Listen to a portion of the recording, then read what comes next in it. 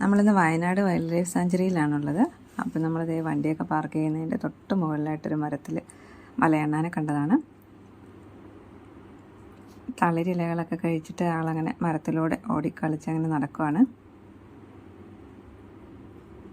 ചെറിയ ഇലകളും എന്തോ കായൊക്കെ പറിച്ച് കഴിക്കുന്നുണ്ട്. നമ്മൾ നേരെ താഴെ നിന്നാണ് എടുക്കുന്നത്. അതാണ് നമുക്ക് കാണാനായിട്ട് ഇത്തിരി ബുദ്ധിമുട്ട്.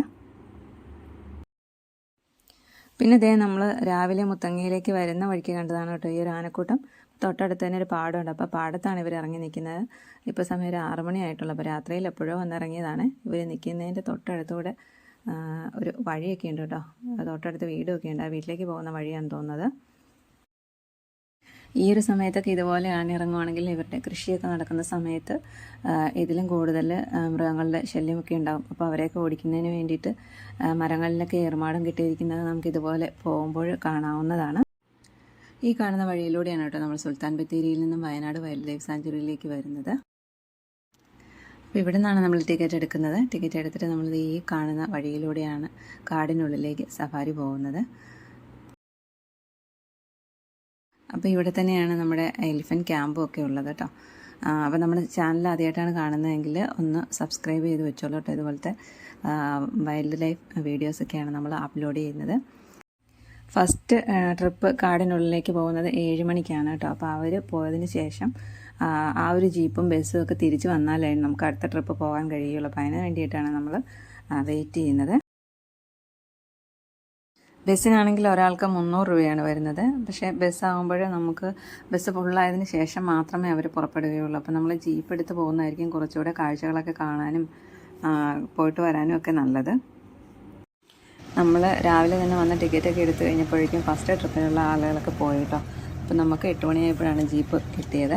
അപ്പോൾ നമ്മൾ ഒരു ജീപ്പ് എടുത്ത് 2100 രൂപയാണ് നമുക്ക് 4 പേർക്ക് വരുന്നത്. ഈ കാണുന്നതാണ് നമ്മുടെ എലിഫൻറ്റ് ക്യാമ്പ്. ഇവിടെയാണ് നമ്മുടെ കുങ്കിയാനകളൊക്കെ ഉള്ളത്. അപ്പോൾ ഈ ഒരു എലിഫൻറ്റ് ക്യാമ്പിൽ സന്ദർശനത്തിന് പ്രത്യേകിച്ച് ഫീസൊന്നുമില്ല. ഇതുവരെ ടിക്കറ്റൊന്നും ഏർപ്പാടാക്കിയിട്ടില്ല കേട്ടോ. അപ്പോൾ 9:30 ആകുമ്പോഴാണ് ആനകൾക്ക് ആഹാരം കൊടുക്കുന്നത്.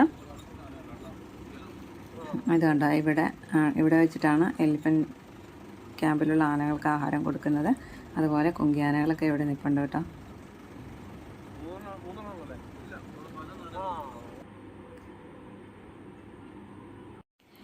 കേരളത്തിൽ എവിടെ ആനയും കടുവയൊക്കെ ഇറങ്ങിയാലും അതിനെ പിടിക്കാനും അതുപോലെ ഓടിക്കാനും ഒക്കെ ഈ ആനകളെയാണ് ഉപയോഗിക്കുന്നത്. ഈ ഒരു ആന നമ്മൾ പോയ സമയത്ത് മതപ്പാട്ടിലായിരുന്നു കേട്ടോ. അപ്പോൾ അതുകൊണ്ടാണ് ആനയെ മാറ്റി തളച്ചിരിക്കുന്നത്. അതുപോലെ തന്നെ തൊട്ട് പുറകിലുള്ള കുളത്തിലാണ് ആനകളെ കുളിപ്പിക്കുന്നതൊക്കെ. ഇത് മനോഹരമായൊരു കാടാന്ന് നോക്കി. ഇത് ശരിക്കും വെച്ച് പിടിപ്പിച്ചിരിക്കുന്നതാണ് കേട്ടോ ഈ ഒരു മരങ്ങളൊക്കെ. അതുകൊണ്ടാണ് ഇങ്ങനെ നിരയുത്ത് നിൽക്കുന്നത്. വളരെ മനോഹരമായൊരു കാടാണ് കേട്ടോ ഇത്.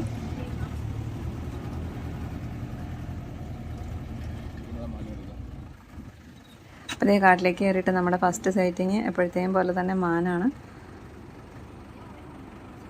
അതേ ഒരാൾ നമ്മുടെ വണ്ടി കണ്ടിട്ട് ഓടി മാറുന്നതാണ് കാണുന്നത്. ഈ ഒരു സ്ഥലം കണ്ടോ, ഇത് കഴുകനെയൊക്കെ സ്പോട്ട് ചെയ്യുന്നൊരു സ്ഥലമാണ്.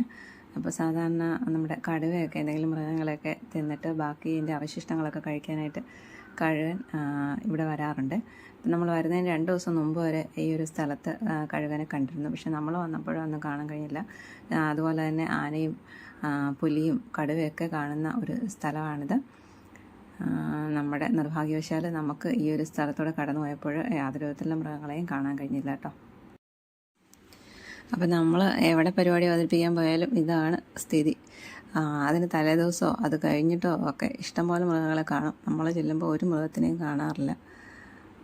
പറഞ്ഞിട്ട് കാര്യമില്ല. ആനിമൽസിനെയൊക്കെ കാണുക എന്ന് പറയുന്നത് വളരെ ഒരു ഭാഗ്യം തന്നെയാണ്. നമ്മളൊട്ടും പ്രതീക്ഷിക്കാതെ പോയ സ്ഥലത്തൊക്കെ കടുവേനെ നമ്മൾ കണ്ടിട്ടുമുണ്ട്. നമ്മുടെ അടുത്ത സൈറ്റിങ് ഈ ഒരു കാട്ടുകോഴിയാണ് കേട്ടോ. കാട്ടുകോഴി മാത്രമല്ല അതിൻ്റെ കുഞ്ഞുങ്ങളും ഉണ്ട്. നല്ല ഭംഗിയായിരുന്നു കേട്ടോ കുഞ്ഞുങ്ങളെ കാണാനായിട്ട്. ആദ്യമായിട്ടാണ് കേട്ടോ നമ്മൾ കാട്ടിൽ കയറിയിട്ട് കുഞ്ഞുങ്ങളെ കാണുന്നത്. കാട്ടുകോഴിയെ കണ്ടിട്ടുണ്ട്, അതിൻ്റെ പൂവനെയും വിടയൊക്കെ നമ്മൾ കണ്ടിട്ടുണ്ട്. പക്ഷേ കുഞ്ഞുങ്ങളുമായിട്ട് നമ്മൾ ആദ്യമായിട്ടാണ് കാണുന്നത്. കുഞ്ഞുങ്ങളുള്ളത് കൊണ്ട് തന്നെ അതിൻ്റെ തള്ളക്കോഴി ഭയങ്കര അലേർട്ടാണ് കേട്ടോ. അപ്പോൾ കുഞ്ഞുങ്ങൾ ഈ ഒരു പുല്ലിനിടയിൽ പതുങ്ങിയിരിക്കുകയാണ്. നമ്മുടെ ശ്രദ്ധ തിരിക്കാനാണ് എന്താണോ അത് വണ്ടിയുടെ മുന്നിലൂടെ തന്നെ കുറേ ദൂരം ഓടിയിട്ട് മാറിപ്പോവുകയാണ് കേട്ടോ ഏത് കുഞ്ഞുങ്ങളുടെ അടുത്തേക്ക്. ഈ ഒരു കാട്ടുകോഴി നാട്ടുകോഴികളെ അപേക്ഷിച്ച് കൂടുതൽ ദൂരം പറക്കും. അതുപോലെ ഒരു മനുഷ്യരെ നന്നായിട്ട് ഭയപ്പെടുന്നുണ്ട്. അതുകൊണ്ട് തന്നെ നമ്മുടെയൊക്കെ ഒരു പ്രസൻസ് ഉണ്ടെങ്കിൽ അവർ അപ്പം തന്നെ പറന്ന് ദൂരത്തേക്ക് പോകും കേട്ടോ.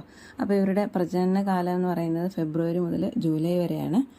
അപ്പോൾ ഇപ്പം മുട്ടയിട്ട് കുഞ്ഞുങ്ങളൊക്കെ വിരിയുന്നൊരു സമയത്താണ് നമ്മൾ പോയത്. അതുകൊണ്ടാണ് നമുക്കിതൊരു കാഴ്ചയായി മാറിയത്. ഇതുണ്ട്, ഇത് ഈ ഒരു സമയത്തുണ്ടായാൽ വെച്ച് ഏറ്റവും വലിയൊരു ചിതൽപ്പുറ്റാണ്. അപ്പോൾ കരടിയൊക്കെ കണ്ടു കഴിഞ്ഞാൽ ഇത് അടിച്ചുടച്ചിട്ട് ഇതിനുള്ളിൽ പുറ്റൊക്കെ എടുത്ത് കഴിക്കും. എന്തായാലും ഈ ഒരു സ്ഥലത്തേക്ക് ഇതുവരെ കരടിയൊന്നും വന്നിട്ടില്ല കേട്ടോ. അതങ്ങനെ തന്നെ നിൽപ്പുണ്ട്. അപ്പോൾ മുത്തങ്ങയിൽ നമ്മൾ സഫാരിക്ക് വരുമ്പോൾ ഇവിടെ വന്നിട്ട് വേണം ടിക്കറ്റ് എടുക്കുവാനായിട്ട്. അത് രാവിലെ തന്നെ വരണം കേട്ടോ. 6 മണിയൊക്കെ ആകുമ്പോൾ വന്നു കഴിഞ്ഞാൽ നമുക്ക് ടിക്കറ്റ് കിട്ടും. കുറച്ച് താമസിച്ച് പോയാൽ വളരെ ബുദ്ധിമുട്ടാണ് കേട്ടോ. നല്ല തിരക്കൊക്കെ ഉള്ള ദിവസമാണെങ്കിൽ വളരെ നേരത്തെ വരണം. അപ്പോൾ ഒരു ദിവസം ഈ ഒരു സഫാരിക്ക് കടത്തിവിടുന്ന 8 ജീപ്പാണ് കേട്ടോ. 350 പേരെയാണ് ഒരു ദിവസം ഈ കാടിനുള്ളിലേക്ക് കടത്തിവിടുകയുള്ളത്. അപ്പോൾ ഫസ്റ്റ് സഫാരി പോകുന്നത് എപ്പോഴും രാവിലെ 7 മണിക്കാണ്. അപ്പോൾ ആ ഒരു ജീപ്പും ബസ്സും ഒക്കെ തിരിച്ചു വന്നതിന് ശേഷം മാത്രമേ അടുത്ത ട്രിപ്പ് നമ്മൾ കാടിനുള്ളിലേക്ക് കടത്തി വിടുകയുള്ളൂ. 344 സ്ക്വയർ കിലോമീറ്ററാണ് കേട്ടോ ഇപ്പോൾ ഈ ഒരു വയനാട് വൈൽഡ് ലൈഫ് സാങ്ച്വറി വരുന്നത്. കേരളത്തിലെ തന്നെ 2ാമത്തെ വൈൽഡ് ലൈഫ് സാങ്ച്വറിയാണിത്. അപ്പോൾ ഒരു ഭാഗത്താണെങ്കിൽ കർണാടകയും ബന്ദിപ്പൂരും നാഗർകോള നാഷണൽ പാർക്കൊക്കെ ആണെങ്കിൽ മറുഭാഗത്ത് നമ്മുടെ തമിഴ്നാട് മുതുമല നാഷണൽ പാർക്കാണ്. അപ്പോൾ ഒരു മാർച്ച് മാസം ആകുമ്പോഴൊക്കെ തന്നെ ഈ ഒരു നാഷണൽ പാർക്കിലെ കാടുകളൊക്കെ വരണ്ടുണങ്ങാൻ തുടങ്ങും. അപ്പോൾ അതുകൊണ്ട് തന്നെ അവിടെയുള്ള ആനിമൽസിനൊക്കെ ഏറ്റവും എളുപ്പത്തിൽ മറ്റേ ഭക്ഷണവും വെള്ളമൊക്കെ കിട്ടാനുള്ള മാർഗം എന്ന് പറയുന്നത് ഈ ഒരു മുത്തങ്ങ വൈൽഡ് ലൈഫ് സാങ്ച്വറിയാണ്. അപ്പോൾ ഇവിടെ സന്ദർശിക്കാനുള്ള ഏറ്റവും നല്ല സമയം എന്ന് പറയുന്നത് മാർച്ച് മുതലൊരു മെയ് പകുതി വരെയൊക്കെയാണ്. മെയ് പകുതിയൊക്കെ കഴിഞ്ഞാൽ പിന്നെ മഴയൊക്കെ ആയി കാടൊക്കെ തളർത്ത് കഴിഞ്ഞാൽ ഭയങ്കര ബുദ്ധിമുട്ടാണ്. നമ്മളിതൊരു മെയ് പകുതിയോടുകൂടി വന്നതുകൊണ്ടാണ് നമുക്ക് ഇത്രയും ഇതായത്. കാരണം എല്ലാ കാടുകളും മഴയൊക്കെ പെയ്ത് നല്ല രീതിയിൽ തളർത്ത് വന്നിട്ടുണ്ട്. വെള്ളമൊക്കെ ആവശ്യത്തിനായിട്ടുണ്ട്. അതുകൊണ്ട് തന്നെ നമുക്ക് കാടിനുള്ളിൽ യാതൊരു വിധത്തിലുള്ള മൃഗങ്ങളെയും കാണാൻ കഴിയാതെ വന്നത്. അപ്പോൾ വരുവാണെങ്കിൽ മാർച്ചൊക്കെ തുടങ്ങുമ്പോൾ തന്നെ വരണേ. നമ്മുടെ സഫാരിയൊക്കെ കഴിഞ്ഞ് നമ്മൾ നേരെ മെയിൻ റോഡിലെത്തി. ഇനി നമുക്ക് ഇവിടെയാണ് ഒരു ചെക്ക് പോസ്റ്റ് ഉള്ളത് കേട്ടോ. അപ്പോൾ നമ്മളൊരു 16 കിലോമീറ്റർ 1 മണിക്കൂർ കൊണ്ട് കവർ ചെയ്ത് നമ്മളിതാ ഇവിടെ എത്തിയിട്ടുണ്ട്. ഇനി നമുക്ക് ഇവിടെ നിന്ന് നേരെ നമ്മുടെ തുടങ്ങിയ സ്ഥലത്തേക്ക് പോണ വഴിക്ക് കണ്ട ആനിമൽസാണ് കേട്ടോ ഇത്. കാടിനുള്ളിൽ കാണാത്ത അത്രയും ആനകളെ നമ്മൾ റോഡ് സൈഡിൽ കണ്ടു കേട്ടോ.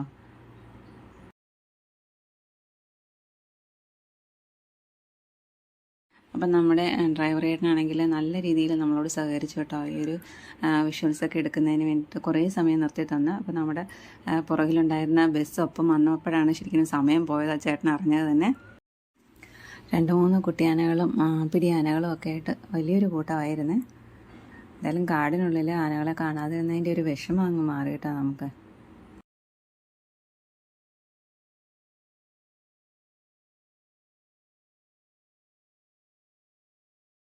വന്യമൃഗങ്ങളെ നല്ല രീതിയിൽ കാണാൻ സാധ്യതയുള്ള റൂട്ടാണ് കേട്ടോ ഈ ഒരു സുൽത്താൻ ബത്തേരി മൈസൂർ റോഡ്. അതുപോലെ രാത്രി സഞ്ചാരം നിരോധിച്ചിട്ടുള്ള ഒരു റൂട്ടും കൂടിയാണിത്.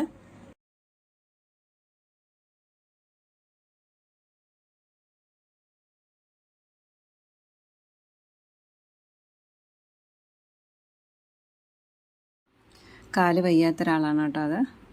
ജന്മന എന്തോ വൈകല്യമുള്ളതാണ്. അപ്പോൾ അതുകൊണ്ട് തന്നെ അതിൻ്റെ അടുത്തൂടെ പോരുന്നതിന് നമുക്ക് യാതൊരുവിധ പേടിയും വേണ്ട. പെട്ടെന്ന് നമ്മളെ ഓടി വന്ന് ആക്രമിക്കുമെന്നുള്ളൊരു ഭയമില്ല.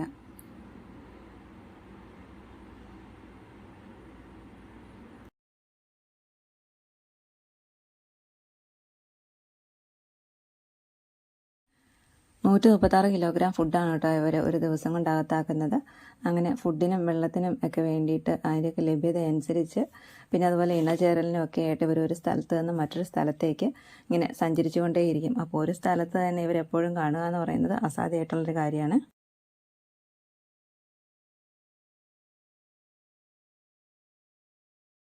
ഈ ഒരു കാഴ്ച കണ്ടോ, വളരെ ശാന്തരായിട്ട് നിന്ന് പുല്ല് തിന്നുന്ന ആനകളും അതുപോലെ തൊട്ടടുത്തൂടെ അവരുടെ വീഡിയോ ഒക്കെ പകർത്തി പോകുന്ന വാഹനങ്ങളും നല്ല ഭംഗിയുണ്ട് കേട്ടോ കാണാനായിട്ട്.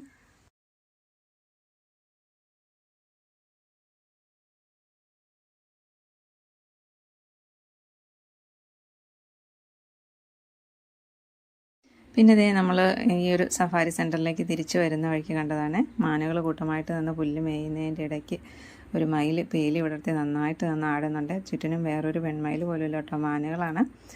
അവരുടെ അടുത്ത് നിന്ന് ഇത്രയും നന്നായിട്ട് ഡാൻസ് ചെയ്തിട്ട് അവരൊന്നും നോക്കുന്നു പോലും ഇല്ല കേട്ടോ. കഷ്ടം, പാവം മയിലേ. അല്ല, എത്ര മനോഹരമായിട്ടാണ്, ഇത്രയും നന്നായിട്ടൊക്കെ പീലി വിടർത്തി നിന്ന് ആടിയിട്ടൊന്നും നോക്കുന്ന പോലുമില്ലേ. എന്താ, കുറേ ബട്ടർഫ്ലൈ ഒക്കെ പറന്ന് കിടപ്പുണ്ട് അതിൻ്റെ ഇടവഴിയെ.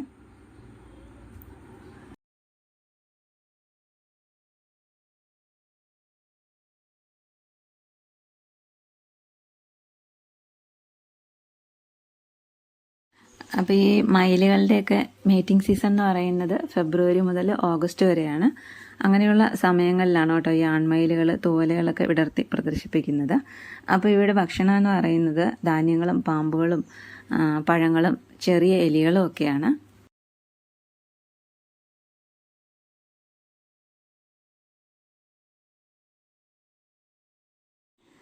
അപ്പോൾ ഇതേ നമുക്ക് വീണ്ടും ഒരു ആനക്കൂട്ടത്തിൽ തന്നെയാണ് കിട്ടിയിരിക്കുന്നത് കേട്ടോ. നമ്മൾ ഇങ്ങോട്ട് വന്നിട്ട് നമുക്ക് ഇഷ്ടംപോലെ ആനകളെ കാണാൻ പറ്റി. ഈ ഒരു മരത്തിൻ്റെ മറയിലൊക്കെ ആയിട്ട് ആനകൾ നിൽപ്പുണ്ട് കേട്ടോ.